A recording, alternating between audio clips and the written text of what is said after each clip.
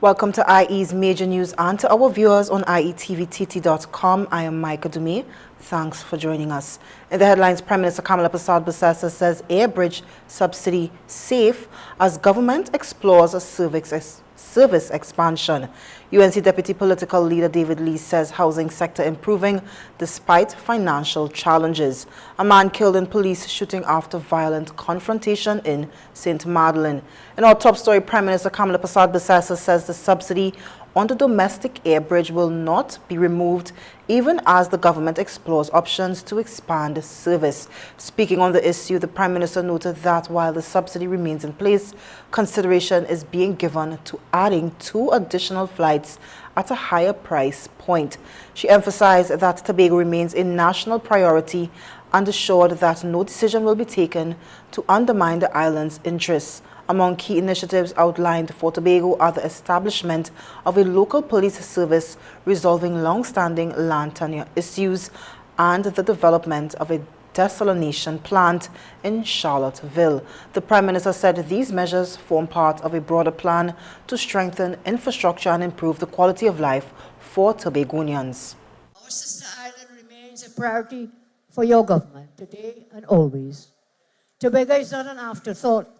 Tobago is central to the future of the Republic of Trinidad and Tobago. In our first budget last year, Tobago received its highest ever allocation of $3.724 billion. Highest ever in the history, 6.3% of the national budget. And then we introduced, Mr. John, the MV Blue Wave Harmony. Again, improved efficiency on the sea bridge. And they're talking about the subsidy on the air bridge. So we have a new ship on the sea bridge. On the air bridge, the cabinet has not decided, but it is being considered that we put 2 extra flights at a higher price. Now this is world-class practice around the globe. So you have different categories, but the subsidy will not be taken away. Make it clear, you know. Again, they want to change up. The subsidy on the Tobago flights will not be taken away. Deputy Political Leader of the United National Congress and Minister of Housing David Lee says Trinidad and Tobago's housing sector is undergoing transformation despite financial setbacks. Speaking at the party's 37th anniversary celebrations and its first year in office, Minister Lee revealed that the Housing Development Corporation was facing significant debt. He noted, however, that over the past 12 months, several initiatives have been implemented to stabilize and advance the sector. Minister Lee highlighted ongoing housing projects and said the HDC continues to generate employment opportunities across the country. He added that the sector is now shifting from a phase of development to one of sustained growth. The minister reaffirmed the government's commitment to expanding housing access while strengthening the industry's long-term viability. We are also confronted a system burdened by over $6 billion in debt, and that is HEC. We did not run from it. We addressed it, restructured it, and stabilized it, and restored confidence in the system and had lost direction. Over 1,500 housing units immediately. 12 additional state sites identified, creating capacity for 10,000 homes over the next 5 years. We have removed bottlenecks. We have introduced public-private partnerships because this government understands housing is not just construction. Housing is dignity. Housing is security.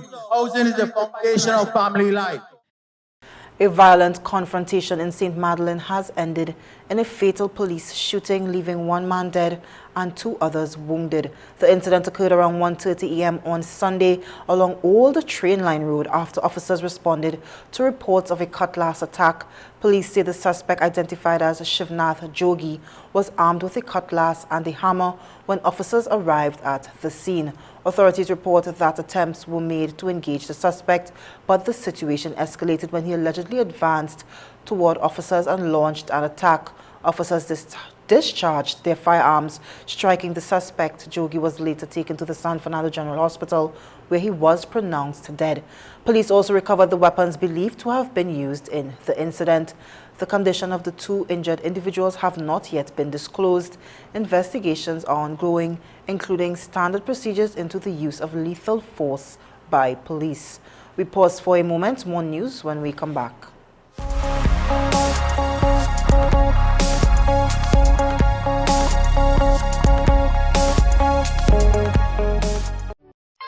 Perfection doesn't happen by chance. Like an artist, the cook selects the main ingredient, one that is worthy of a proud cultural tradition.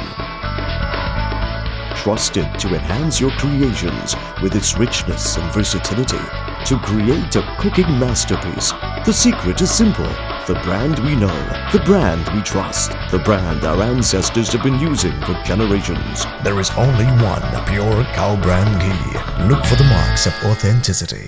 Tile Expressions Limited, as one of the largest importers of tiles, offers an extensive range of high-quality tiles in ceramic, porcelain, granite, stone, and mosaic options.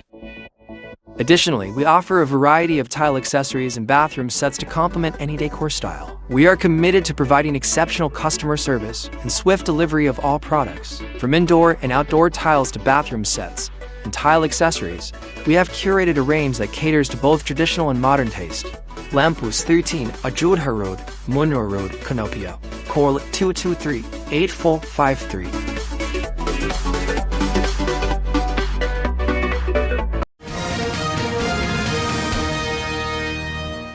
Welcome back. Concerns are being raised over a multi-million US dollar financing arrangement tied to the Port of Spain waterfront following findings in the 2025 Auditor General's report laid in Parliament. Here's more. Auditor General Jaywanti Ramdas revealed that a US $500 million loan was secured by Port of Spain Waterfront Development Limited through UMB Bank NA. The report states that repayment is linked to a 30-year sublease arrangement involving the Office of the President. While the loan is not recorded as government debt, it is reportedly being repaid using public funds, creating what has been described as an indirect financial obligation and raising concerns about transparency. However, the Office of the President has strongly rejected claims of wrongdoing. In a statement, the office has said attempts to link President Christine Kangaloo to the transaction are wholly improper, stressing that the President acts only in accordance with the Constitution and on the advice of Cabinet or relevant ministers. The office added that further clarification will be provided if necessary as more details emerge. Residents of Valencia are concerned after a series of deadly shootings over the past week left 3 men dead. The latest victim has been identified as 39-year-old Keyshawn Guy, who was gunned down on Sunday night. Details surrounding that incident remain unclear as police continue investigations. His death follows 2 earlier killings in the same community on Tuesday night. 52-year-old Dexter Ferreira, an employee of the Rima Borough Corporation, was shot after stopping at a shop along Eamon Lane.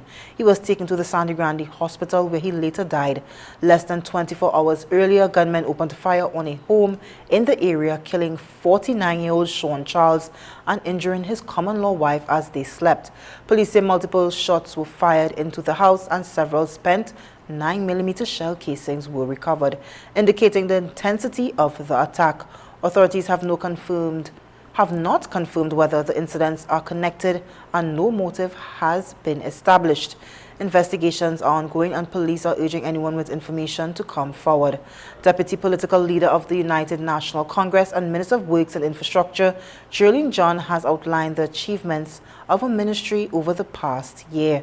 She was speaking at the party's 37th anniversary celebration, which also marked the government's first year in office. Minister John said several key projects were both launched and delivered during the period, with a strong focus placed on infrastructure development across the country. She also highlighted the success of the national recruitment drive, describing it as a critical initiative in strengthening the workforce. The minister reaffirmed her commitment, pledging on behalf of her colleagues to remain hands-on in delivering results and improving the lives of citizens.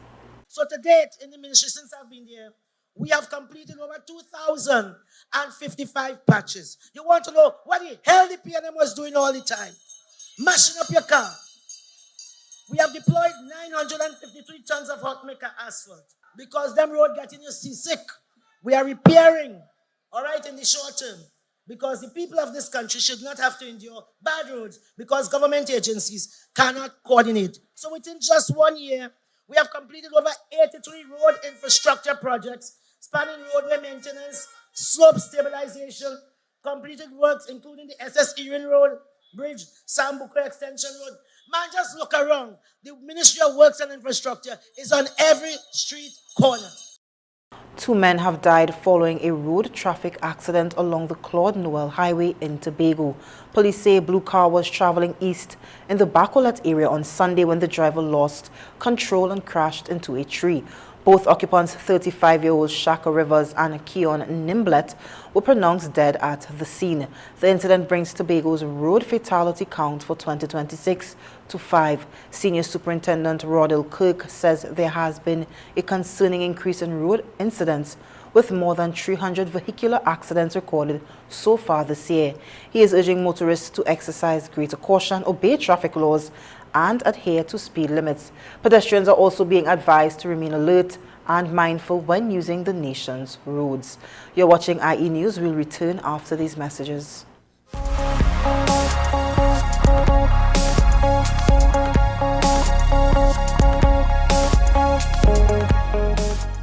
Attention all bakers, doubles vendors and roti makers. Try our high quality bromate free, all purpose and whole wheat flour. Low price and conveniently packaged in 2 pounds, 2 kg, 10 kg and 25 kg bags. For wholesale and retail prices, contact Shiklisho Limited at 665-3336 or 480-8715 or visit us at Warrenville, Canupia. Shiklisho Limited, quality you can trust.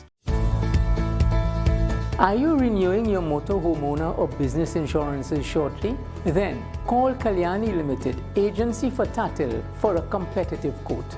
With 2 locations, Todd Street, El Socorro and 5 Rivers, Aruca. Please call us at 221-5051 or 227-5051. Kalyani Limited, agency for Tatil, building relationships exceeding expectations.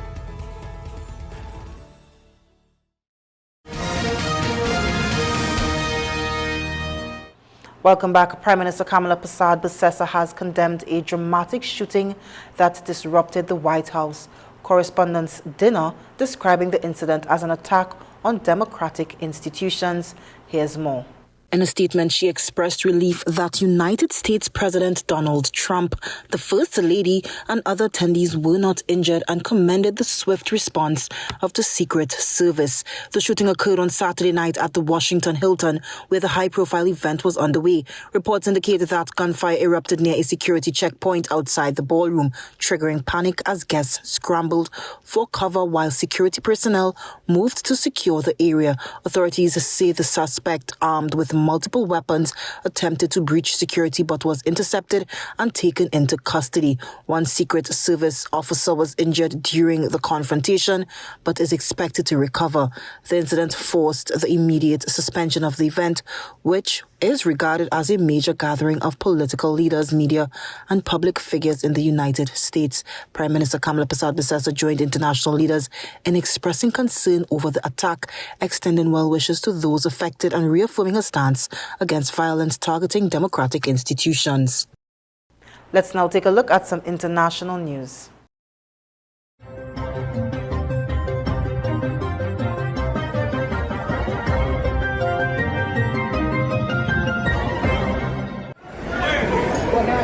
Tonight, the full chaos that unfolded at the White House Correspondents' Dinner is coming into sharper view. The moment federal agents rushed through the crowd of 2,600 of the nation's most powerful government officials and the journalists who cover them, bounding onto the stage and whisking President Trump to safety. The night had been on schedule. Presentation of the colors, the crowd rising for the national anthem, the president and the first lady on the dais. Then, just outside the ballroom, security cameras capturing this scene, a gunman charging past the security checkpoint, the video later posted by the president. CNN's Wolf Blitzer just feet away. When the cops saw me only a few feet away from the shooter, they threw me to the ground and and got on top of me to protect me. And I think I heard at least 3, maybe 6 gunshots, boom, boom, boom, boom. And it was just enormously loud. I had no idea what was going on. Moments later, chaos in the ballroom. The Secret Service rushed to the front of this room in a way that I have never seen, knocking over little barricades that were here, crashes as they came down. The agents heading straight for the president. He was talking with Oz Perlman, the mentalist, the evening's entertainer. So you were right there as this happened. What was going through your mind? I was literally performing for the president, for the First Lady, and for the press secretary. First Lady Melania Trump, visibly shocked, mouthing the words, "What happened?" as the Secret Service stormed the stage. Vice President J.D. Vance pulled out of his chair, an agent throwing himself toward the president. I'm watching up, and I watch the 2 Secret Service guys get behind the president, bring him down. In my head I go, oh no, are we about to die? That was my first thought. And then a split second later, I'm looking at him, and I can't gauge from him what happened to him. Yeah. Because so you thought he was shot? So I didn't know if he was shot, but I did not rule it out. As the president was hurried backstage, in the room, chaos. The crowd dropping to the ground, hiding under tables. The cabinet secretaries taken away by their own security details. Secretary of State Marco Rubio, Health and Human Services Secretary Robert F. Kennedy Jr., Defense Secretary Pete Hegseth. And soon we learned law enforcement had subdued a suspect, 31-year-old Cole Allen, seen here on the ground of the hotel. Authorities say he was armed with knives and 2 guns, including a shotgun. He is a teacher from Torrance, California. Officials say he took a train to Washington and checked into the hotel. And tonight, sources tell us he allegedly sent his family a message just before the attack, describing himself as a friendly federal assassin. Many of the reporters in the audience heading to the White House in their gowns and tuxedos to cover the story. President Trump showing the nation he was not hurt. We very much wanted to continue it because I don't like to let these sick people, these thugs, these horrible, horrible people change the fabric of our life. When a man charged the Secret Service checkpoint, it exposed a security vulnerability that law enforcement officials have long feared. Authorities say the suspect booked a room at the Washington Hilton, giving him access to an otherwise secure hotel with unchecked baggage. That's what happened in 2017 when a gunman loaded bags full of weapons into Mandalay Bay in Las Vegas and committed the deadliest mass shooting in U.S. history. Being a hotel allowed people to enter the location without their bags being searched and without being vetted.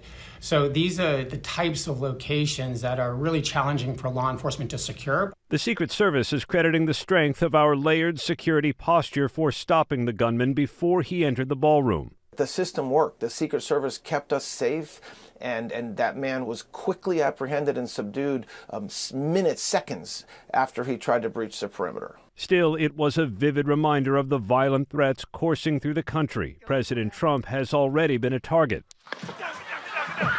A gunman targeted him in Butler, Pennsylvania. An armed man was arrested outside one of his golf courses, and in February, an armed man drove through the security perimeter at Trump's Palm Beach resort. June will mark 1 year since the Speaker of the Minnesota House and her husband were killed in a politically motivated shooting, and a year ago this month, an arsonist firebombed the Pennsylvania governor's residence.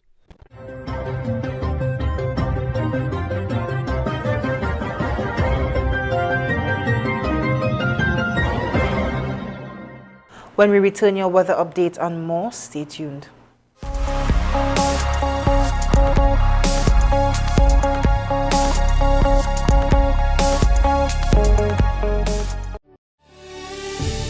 Let's do India and Nepal, a soulful journey across timeless destinations. Delhi, Kathmandu, Varanasi, Ayodhya, Haridwar, Rishikesh, Agra, and Jaipur. August 12th to 28th. Presented by Pandit Omarat. Call 681-3476 to book now. Not just a trip, it's a spiritual and cultural experience. In our lives, there are moments that need to be remembered. Are you hosting a Ramayana Yagya, religious or cultural event or celebration? Would you like to have it aired live on IETV or recorded for playback later? We will air your program on IETV and IU Radio, with your viewers joining locally and internationally. Your family and friends worldwide can view on www.ietvtt.com or listen on ieradiott.com. To make arrangements, call or WhatsApp IETV at 784-9880. Let us record your cherished moments and share it.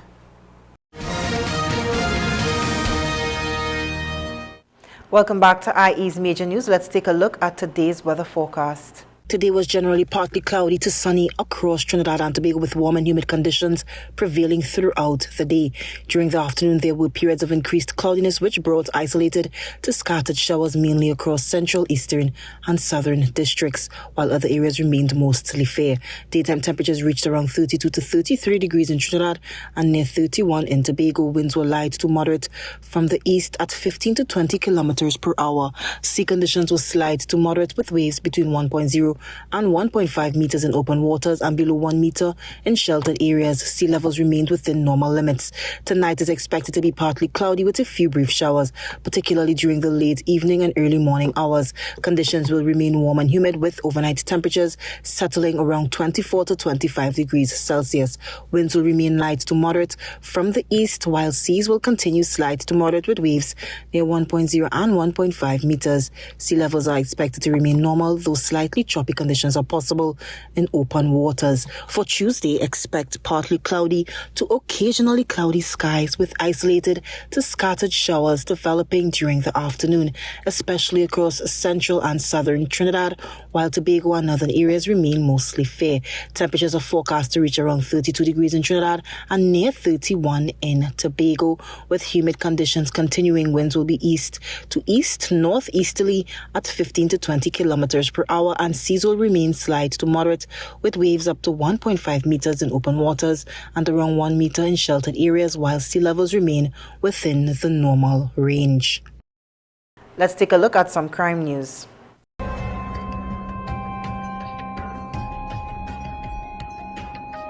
A police officer has appeared before the Port of Spain Masters Court in connection with a common assault charge arising from an investigation conducted by the Special Victims Department. The accused, Dextroy Manswell, 43-year-old, appeared on April 21st before Master Valerie Gomez Abraham.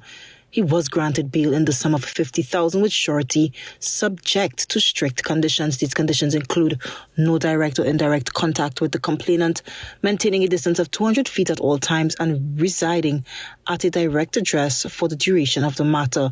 The matter was adjourned to May 28th. The charge follows an investigation into an incident alleged to have occurred on April 1st, 2025.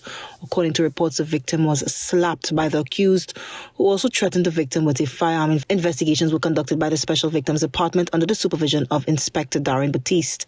A file was submitted to the Office of the Director of Public Prosecutions, which advised that the charge be laid. The Trinidad and Tobago Police Service reaffirms its commitment to ensuring that all matters are dealt with in accordance with due process and the rule of law.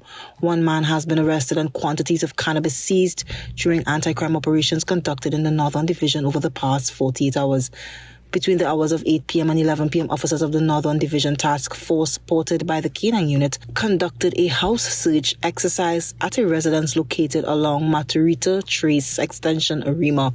During the operation, officers discovered and seized approximately 511 grams of cannabis.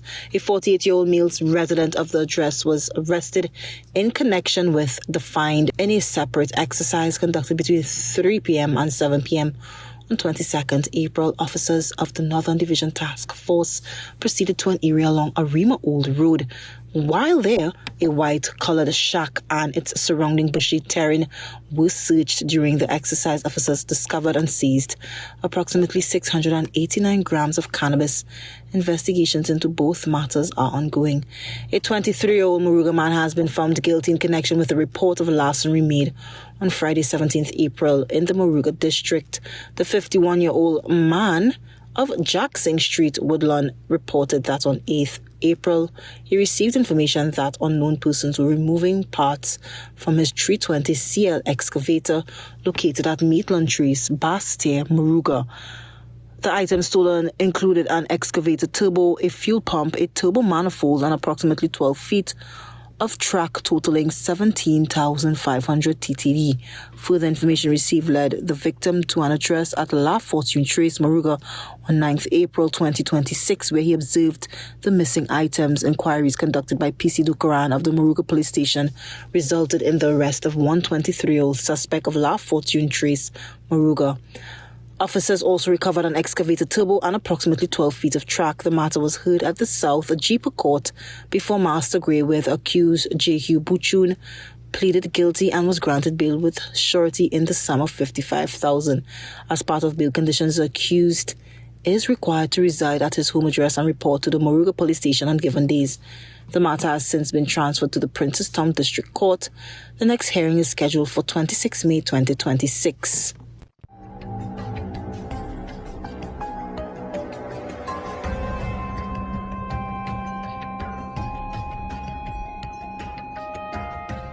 Recapping the headlines, Prime Minister Kamala Persad-Bissessar says air bridge subsidy safe as government explores service expansion. UNC Deputy Political Leader and Housing Minister David Lee says housing sector improving despite financial challenges. A man killed in police shooting after violent confrontation in St. Madeleine. Well, this is where we leave you for now. On behalf of the entire news team, I am Micah Dumais. Thank you for joining us.